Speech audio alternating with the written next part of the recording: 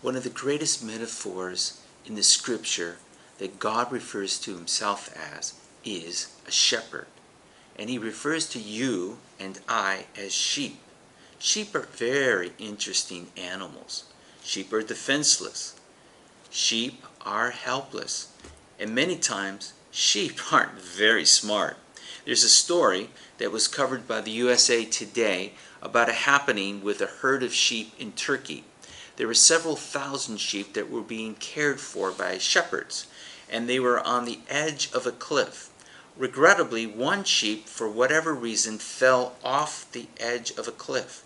Then one other sheep followed, and then another one, and another one. Exactly maybe 500 sheep who died, following one right after another. A total of about 1,000 sheep went over the cliff. You say, well, what happened to the other 500? Well, not to really try to be funny, but it is funny that as all the sheep kept falling one right after another, the pile of sheep kept growing. So when a few of them fell off and followed off the cliff, they had a very much softer landing, so they weren't hurt. It's an interesting dynamic, again, that God refers to you and I as sheep. Men, women, can find themselves in very difficult circumstances and situations, and we need a shepherd. We need the Good Shepherd. One of the most quoted scriptures known is Psalm 23. It begins, "The Lord is my shepherd."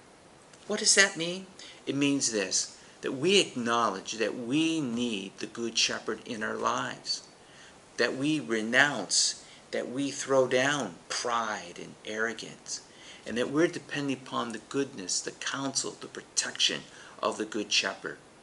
I'm so glad that Jesus is the Good Shepherd. He's not the good fisherman. You know, when we go fishing sometimes and we catch a fisherman will look at the fish and say, this fish isn't big enough. He casts it back in. A shepherd never looks at any of his sheep and says, well, this lamb is too small, so I'm going to cast it out to the wolves.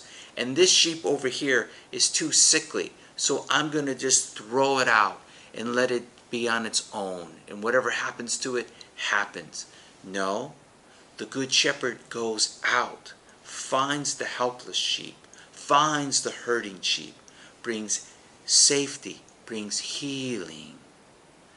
The Lord is my shepherd. I shall not want. The Lord is your shepherd. Allow the shepherd, the Good Shepherd Jesus, to speak to you.